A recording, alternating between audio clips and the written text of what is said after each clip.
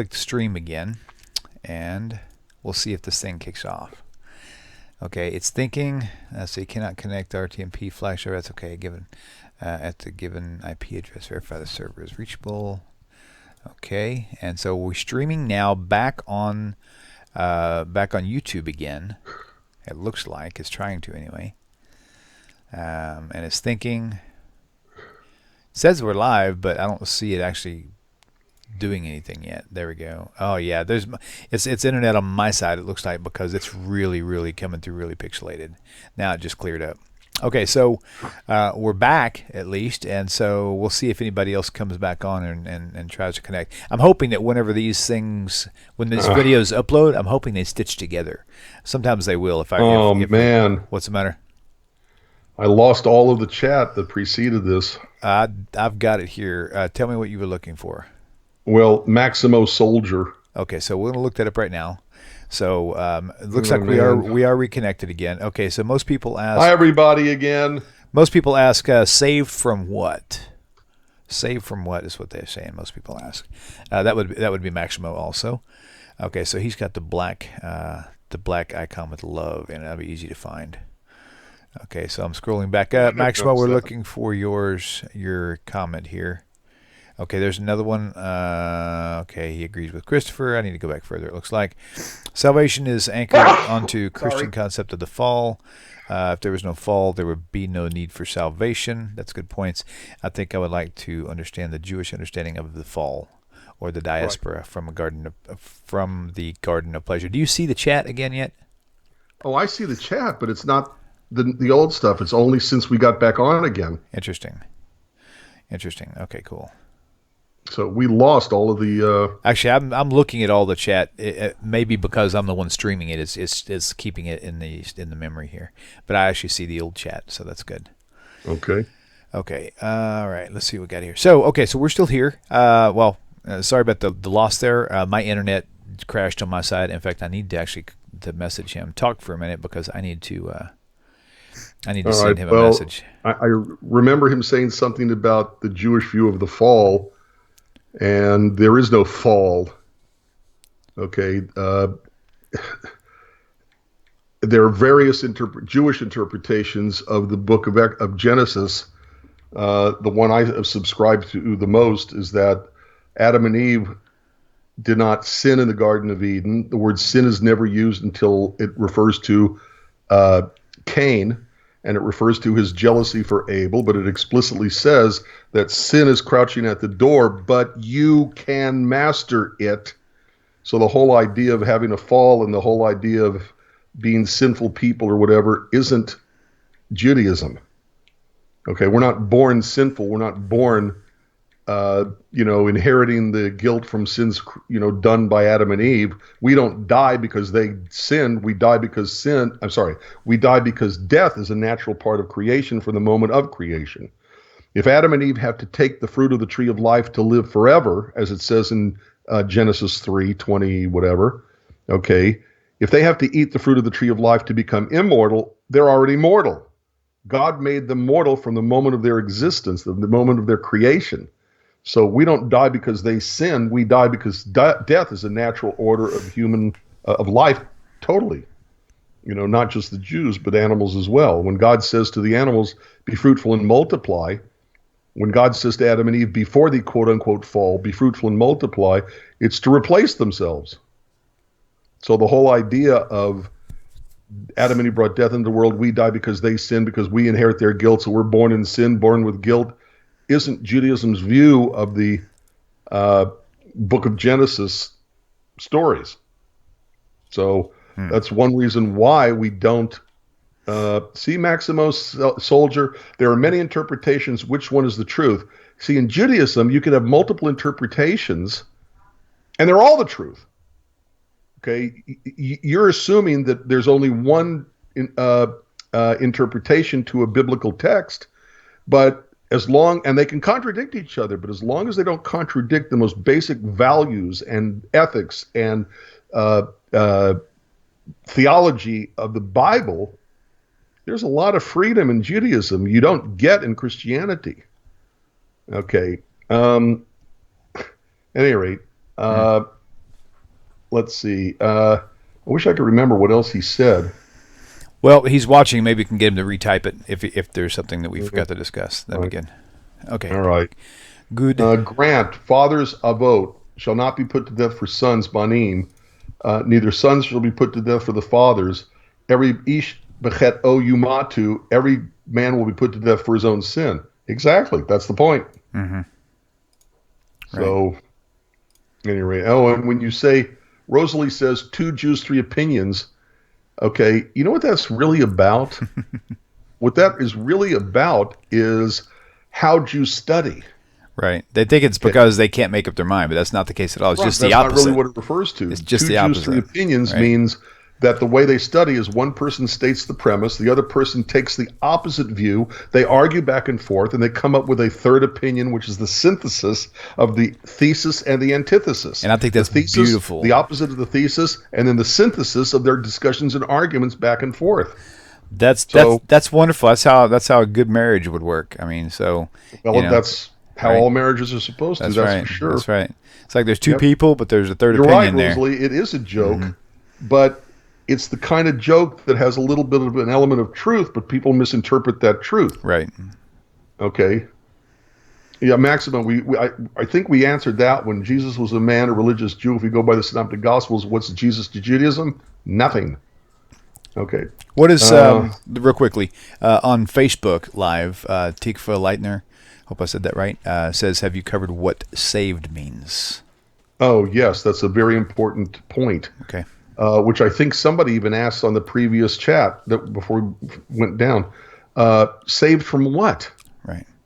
Okay. Jews don't believe in the eternity. Start over.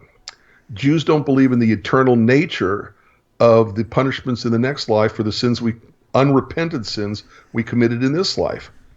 Our view of God is that God is merciful, forgiving, compassionate, and will forgive us. And there's a punishment in the next life.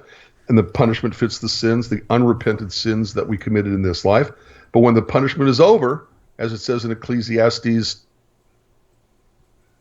12:7, can't remember. The dust returns to dust. The soul goes back. The spirit goes back. The soul goes back to God who gave it. And we don't believe that just for Jews. We believe that for everybody. It doesn't say the Jewish soul goes back to God who gave it. It says the soul or spirit goes back to God who gave it.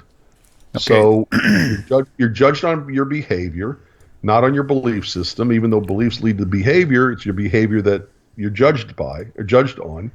And when the soul goes back, when the punishment that fits the sin is over, the soul goes back to God who gave it.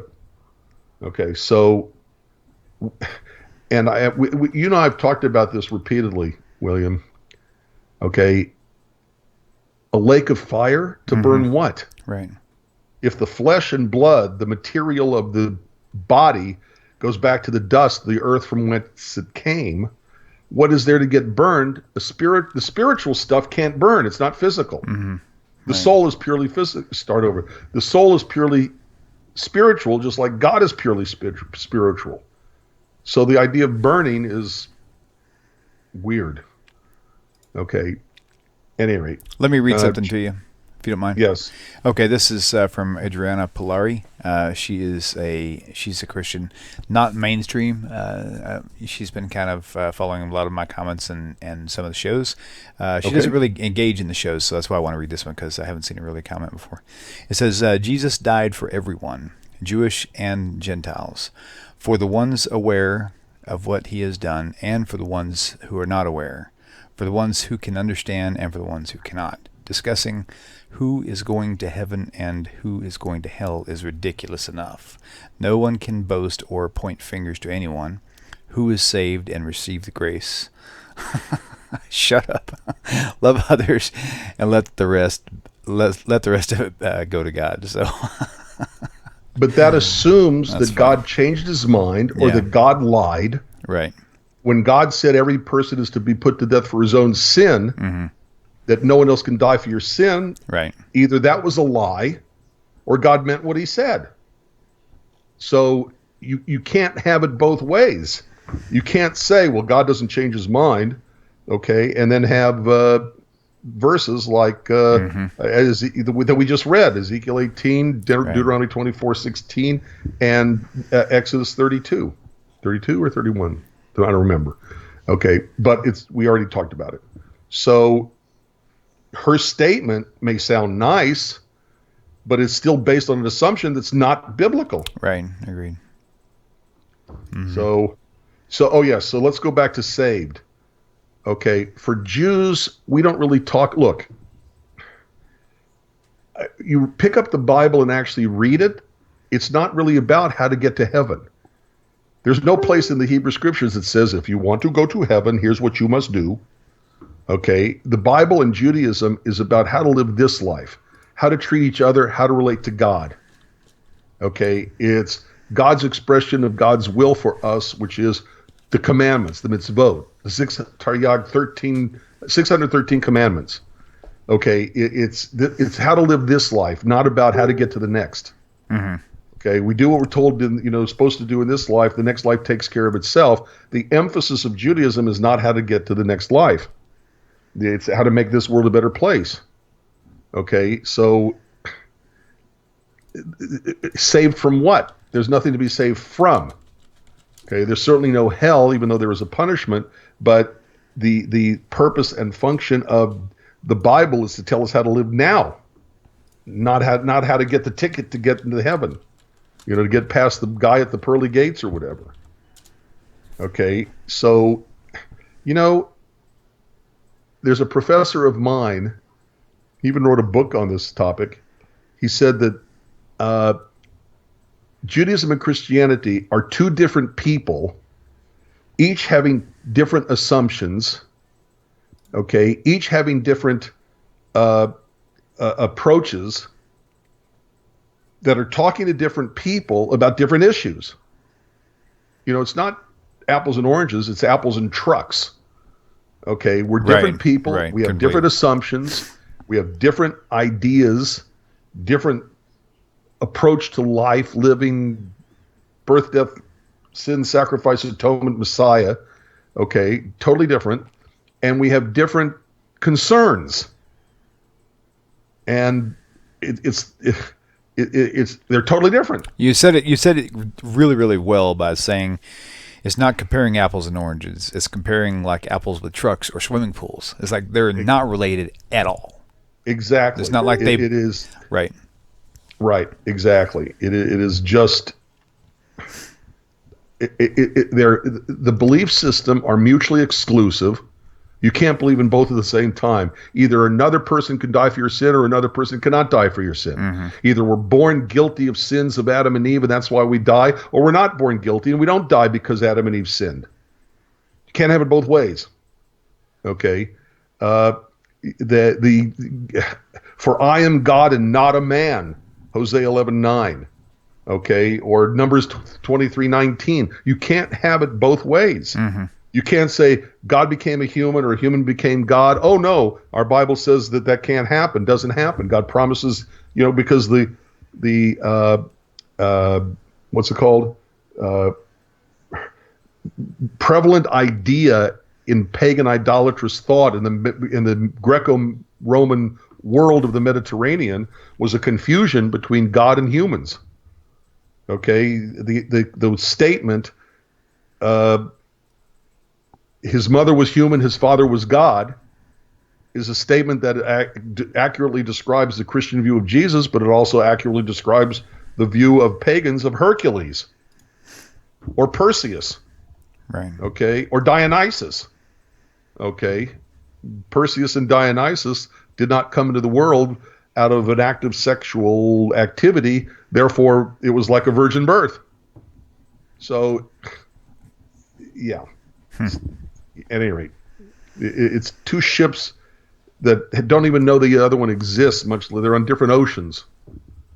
So, at any rate, right. And here's the thing too. Another aspect of the, and I've talked about this with people before. I know what their arguments are, but they don't make sense. I don't care. You can write me hate mail, whatever. But one thing I learned growing up as a kid was that the things that you learn to appreciate the most are the things that you have to pay for, right? Your mom and dad buys you a new pair of shoes, like go and rough them up, but then you go and mow grass for all summer long to save up enough to buy a special pair of shoes. That pair of shoes, man, you baby those things. You wipe the dust off of them every time you use them. You put them on the shelf when you're done because you worked hard for that. And that's what you take care of the most. And so if salvation was free and it was paid for by someone you never met, and I don't care if you met him behind your couch while you were praying one night, Paul never met Jesus, and he's a lot closer to that faith than you are. So at the end of the day, Jesus didn't cost you anything, right? And so how is that going to change you other than having an emotional experience? And 9 times out of 10, it's an emotional experience that gets that. Emotional experiences is why people get married and divorced so quickly. They don't make logical choices. They follow their emotions. They fall in love, and then they fall out of love, and then they get divorced, right? You can't base things on emotion. So this whole idea of Jesus, dying for your sins, and he's not costing you nothing at all. Yeah, look up Google search for cheap grace. The words grace. Cheap grace. Oh, cheap grace. Gotcha. Right. By the way, Christopher Wyatt, but isn't it about Teshuva in order to have a place in the world to come as well? No. Describe Teshuva. Some don't know what that means. Teshuva means repentance. Okay. They switched to Hebrew to make themselves sound like they know what they're talking about in Judaism. Okay. But Teshuva means repentance. Isn't it about repentance in order to have a place in the world to come as well? No. Right. It's about reestablishing our connection to God, which is damaged or hurt when we disobey God's commandments. Okay. Maximo Selger writes somewhere on here, Cain, why is your countenance fallen? Okay. What's that a reference to? Tell me something, William. Mm-hmm. Let's pretend that I go to a party and your fabulous wife makes an incredibly good meal, okay, as part of the potluck, and somebody else brings stuff that is, frankly, doesn't look as appetizing. So I choose your wife's stuff to eat, okay, and should the person who brought the other stuff that's not as appetizing feel personally insulted that I didn't take their food? No, just I looked at the dish and one is what I wanted and one is not what I wanted. Right. But they shouldn't take it personally. So same thing has happened. Okay, mm-hmm. Cain and Abel both bring a sacrifice to God, an offering actually. It doesn't say sacrifice. Mm-hmm. It says offering to God. And it's explicitly clear that Abel brings the choicest, okay, of the flock. But Cain only brings what's at hand. Right. It doesn't say he's bringing the finest of his, plants or whatever. Okay, it's explicitly clear that Cain is lazy and he grabs what's at hand and he just brings it to God as an offering. But Abel, okay, picks the choicest of the flock. All right, so God sees one, says, I'll take that. But that doesn't mean that Cain should take it personally, which is the warning that God gives to Cain. Cain, why is your countenance fallen? Right. If you do well, that's a great thing. But if you don't do well, be careful sin because you can fall into major sin mm-hmm. by getting angry at God. Now here's a cool thing. You just brought up something I want to discuss too. Okay. Okay. Because Christianity teaches the moment you sin, you're worthy of death. Well, so the Cain and Abel story, it's like he got angry, right? And the Christianity would see that as a sin. But it says be careful because it desires to rule over you, right? It doesn't mean desires to rule over you, but you can master it, right? And he basically told him, you haven't sinned yet, but you might if you don't change your attitude. So the idea that the very moment your thought goes crazy, and you have a weird thought that's sin and that's deserving of death, it's all nonsense, right? And so the big thing that Christianity pushes on everybody is you break one law, you've broken them all. So if you stole a pack of cigarettes, then you murdered somebody. It's the same thing, right? And so it requires a blood sacrifice. So real quickly, I want to discuss briefly what the laws of blood sacrifices are. First of all, the one thing I learned, which I didn't know before several years ago, was that blood sacrifices are only acceptable for sins that are accidental, not things that you do Right. on purpose. Exactly. So now I'm going to pass the baton to you, and I want to talk about this for a minute. Okay. Well, it's exactly what you said. Okay. Say it again. I mean, you in said general, it all right there, well, I mean, in frankly. general, I mean, like the whole idea. Okay, the claim is okay. I'm gonna play the Christian. Okay, so Rabbi, have you ever lied to someone? Yes. Okay, and have you ever stolen anything, even a piece of paper, when you were a kid? Anything at all? Doesn't even Yes. matter, because you said you lied once. You lied. You've broken one law. You've broken them all. You need a savior. Now talk to me. Give me a response to that. One, I don't need a savior. Why? Because Explain. as we quoted already from 2 Chronicles 7:14, all I have to do is stop doing the bad, start doing the good, talk to God, pray, and don't do it again. But what about the death? Don't you deserve death because you broke every law? No, because not every sin is the same as every other sin. Think about this in the real world. If I go 21 miles in a 20-mile-an-hour school zone, does that mean I should get the death penalty? Right. It's no logic. No, that's because that's how they think. They think that to break even one law is the same as breaking every other law, and so the slightest sin gets you the death penalty. No, it doesn't. Because even in the Bible, when it talks about the laws and talks about the punishment for breaking the laws, the punishment are not the same. So why would all of a sudden, God changed his mind again? Mm-hmm. Okay. Right. Who's Ray Comfort? I don't know who that is. I'm not sure either, but why? Well, I mean, it might be a compliment. It could be a curse. I don't know. I don't know who this Ray Comfort is. I'm gonna look him up right now, though. For some reason, it's not letting me put up some verses. Could it be your I don't computer? get this Oh, he's a minister. Oh, chat. I don't get this chat business. I wonder if I got a video on him to play. I bet It's not letting me put things up. I don't know why. I don't know what to tell you there, boss. All right. Neither do I can. At any rate, What do you want to put up? I was showing the misrepresentation that Maximo or one of these people were giving to what happened with Cain and Abel. Right. And in the process of time, it came to pass that Cain brought the fruit of the ground and offering it to the Eternal.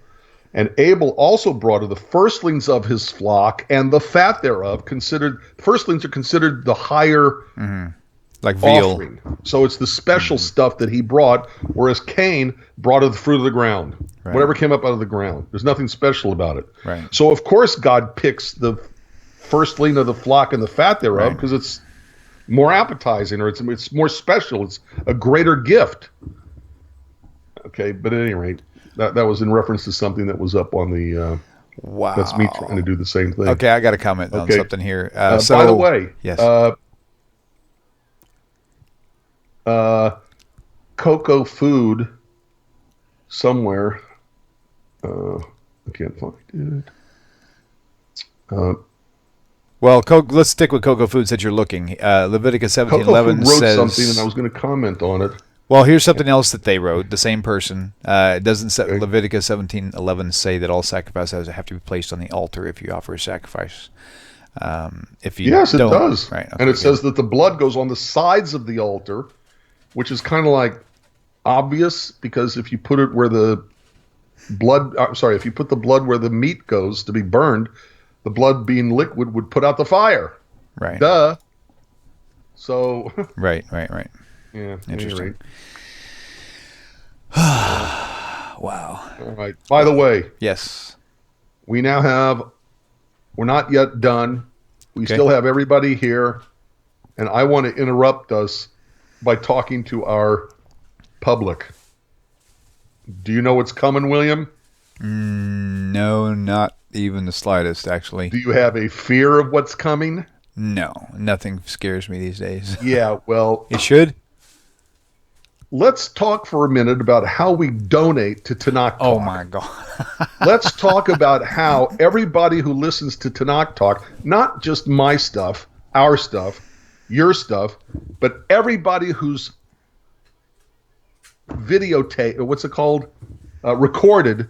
Okay, you can laugh all you want to. Everybody who's recorded by William Hall anybody who watches their stuff needs to donate to William Hall and Tanakh Talk, because your equipment and your stuff and your fancy blue screen whatever don't come cheap. Right. That's true. Yes, exactly. So tell people, gee, William, I have a question to ask you. How does one go about making a donation to Tanakh Talk? Tell me how to do that, please. You're awesome, dude. Okay, so No, I'm obnoxious. You'll only do it as a 2-second toss up at the end of a show. That's funny. Okay, I'm making it a major element right now. All right. Okay, so TanakhTalk.com, look for the donate button at the top. Or at the very bottom, there's a PayPal button. Or you can just go to, I think there's a Patreon account set up too if you want to do more like a repetitive thing. So, yeah. And they should. Yeah. Every week, even if it's $5 a week, okay, or $5 a month, that's still $60 a year. Yeah. And it mounts up. I think Tanakh Talk, if you listen to it, if you're on the chat, if you're getting answers to your questions, if you find the subjects, not just us, William and I talking back and forth, okay, having fun, but other people contribute. Right. And a lot of people, your wallet, people. A lot of people actually do think, well, $5 isn't going to help us this big. First of all, Tanakh Talk is not big. It's very small. It's me. I run the thing start to finish. I'm the only person running this thing. Okay, so we're not big. This isn't a big corporation. If it was and I had millions of dollars, then $5 wouldn't really help. But in this case, $5 to me right now is like, okay, I just went to Goodwill to buy a desk. That should tell you all you need to know for the new studio on top of that. So every little bit does help as often as you consider. Is this a case? Is this a case of the shoemaker's children have no shoes? Pretty much. That the master carpenter doesn't spend time on his own desk. He's got to go buy one. Yeah, not only buy one, but I had to buy a used one that was actually it's pretty nice, but I'm sure it's nice enough, but I've got to modify it a little bit to get it to work right. Because you have an actual job and have to do and everybody else's desks. You don't have time to make one for yourself. You know what? To answer that question, this desk that I bought, for example, and this is to the person who asked that. I'm assuming you saw that on YouTube. Right, in the chat? Okay, so to answer that specifically, for me to build a desk like that would have taken me probably about 2 weeks from start to finish.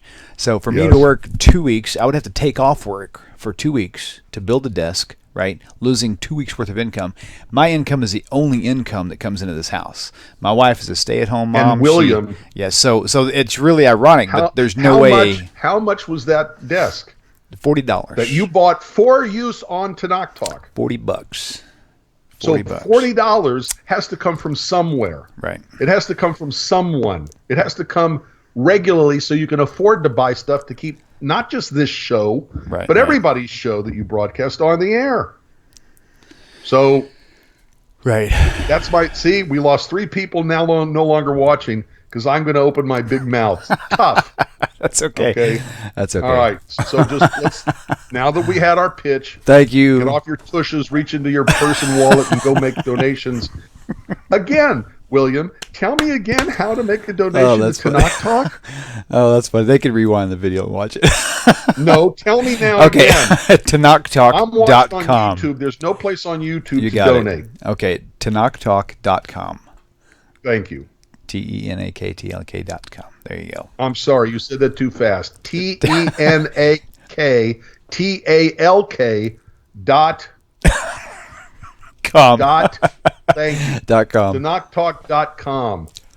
See, I'm talking, I'm virtually yelling because I'm an emotional, passionate person, and when I'm trying to get information out of you, like this. No, you can barely talk. No, you know what? I just had this. I just had this thought. I just had this thought. Like, here I am. I'm like a little 8-year-old boy who the teacher in school is picking on. And you're my dad, and you go up there and you're talking to the teacher like you're talking to me. They would clam up and just shut the door and say, "Okay, you got it." Right. I love it. That's great, man. All right. That's great. Okay, moving on. Coco Food asked the question. Wait, did I lose it again? He asked the question, but if Jesus wasn't sacrificed on the altar, then he couldn't be a legitimate sacrifice. Right.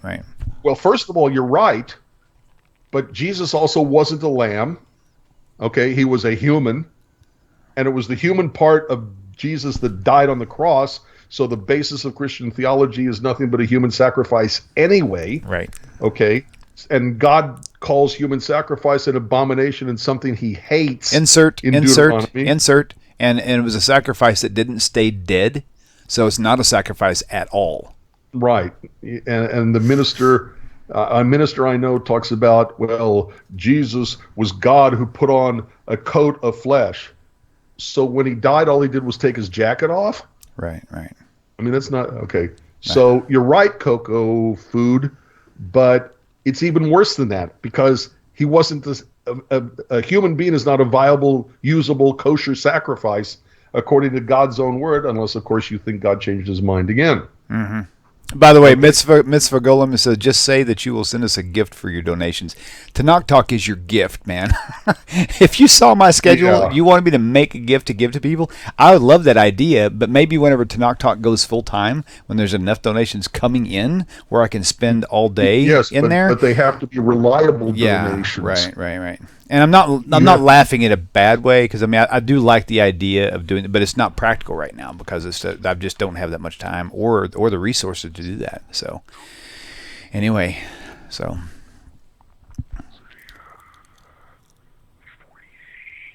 all you were doing is praying to a dead man. That's true. Hearken unto me, O Jacob and Israel, my called. I am he. I am the first. I am also the last. And who was it?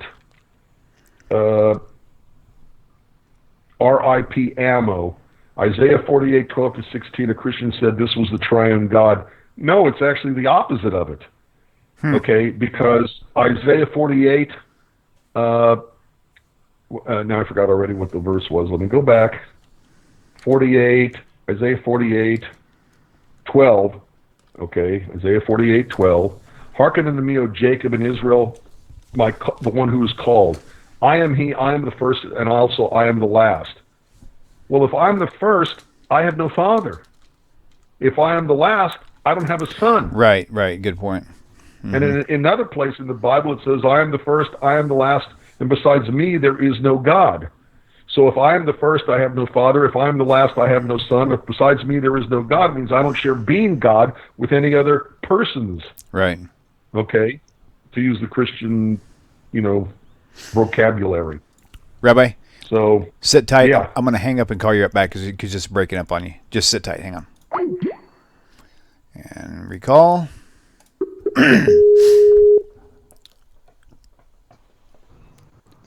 I'm back. Nah, it's still doing the same thing. It's okay. I can hear you. It just sounds muffled and garbled a little bit. I haven't changed anything. I haven't touched anything. No, I haven't done anything. it's not you. It's one of our bandwidth. Probably mine because I'm the one who had an issue earlier. You're better now. It's better now. So maybe it worked. Continue on. You still there? I am. Can you hear? No, we're still live, so we're good. Go ahead. Okay. All right. So, Christopher Wyatt, could you provide the citation for where in the Torah or Tanakh it says that human sacrifice is an abomination? Yes. Give me a second. Deuteronomy, and I think, let's see. You have a specific verse in Deuteronomy? Yeah, I do. Just give me a second because I never memorized chapter and verse too well. What was the content? Okay, here, wait. I know a quicker way to get it. Okay, good. Let's see. Give me a second. Gehenna Valley, is that what's that? Deuteronomy 18:10, someone said. Okay, actually it was Deuteronomy 12:30-31 is what I found. Okay, 12:30. Deuteronomy 12. Got it. 30 and 31. Take heed to thyself. 12:30-31. Okay. So it's on the screen. It's on the screen too. So take heed to thyself that thou not be snared by following them after that they Who's be them? destroyed. It's the pagan community right. in the land promised to the Jews. Deuteronomy is all about going into the promised land, and explicitly, when you go into the promised land, don't start acting like the pagans there act. Don't treat me the way they treat their pagan gods. Right. So Take heed to yourself that you not be snared by following them after that they be destroyed from before thee, and that thou inquire not after their gods, saying, how did these nations serve their gods? Even so will I do likewise. Mm-hmm. Thou shalt not do so unto the eternal thy God, for every abomination to the eternal which he hates have they done unto their gods, for even their sons and their daughters have they burnt in the fire to their gods. Mm-hmm. Okay? Right. So right. here, human sacrifice is called by God an abomination and something that God hates. Right. Jeremiah 19, 4 through 6. Okay, is another one. Jeremiah 19, 4 through 6. Okay. Hang on one second. Let me turn my mic down here. Okay, Jeremiah 19, 4. Verse 4 through 6. Okay, very good. Because they have forsaken me. Mm-hmm. Forsaken me, and have estranged this place, and have burned incense in it unto other gods, whom neither they nor their fathers have known, nor the kings of Judah, and have filled this place with the blood of innocents. They have built also the high places of Baal, to burn their sons with fire for burnt offerings unto Baal, which I commanded not, nor spoke of it, neither did it even come into my mind. Therefore, behold, the days come, saith the Eternal, that this place shall no more be called Tophet, nor the valley of the son of Hinnom, but the valley of slaughter. So in Deuteronomy 12, 30 to 31, it says that human sacrifice is an abomination and something that God hates. In Jeremiah 19, 4 through 6, it calls human sacrifice something that wouldn't even come into God's mind to demand from us. Okay? Oh, wait. I told you before, when you go into the promised land, don't do like the pagans do. I changed my mind. So when they sacrifice their son and daughter, which I call an abomination, something I hate, to the eternal. Yeah, Christianity is. Again, okay, let's see if this will work. It's blinking. Now it says we're back on. It's blinking. Well, okay, let's see. It's blinking. Okay. Okay, now it shows we're on. Okay, so we're going to keep getting interrupted, guys, tonight. So we're apparently having internet issues here in town. So I'm going to let you guys go for the night, and I think we probably could pick this up next week again for part 2. Maybe we'll discuss it. Y'all give us some feedback and let me know what you think about this.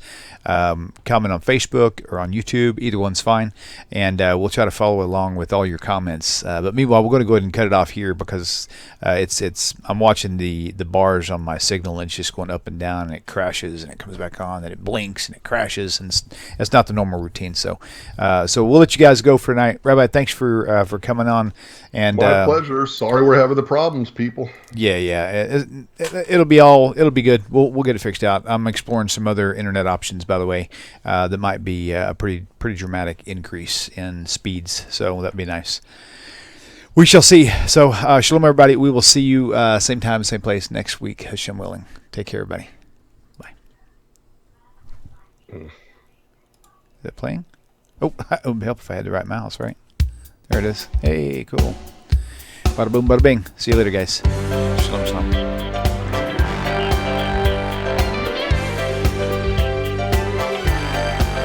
Finger dancing, baby. Yeah.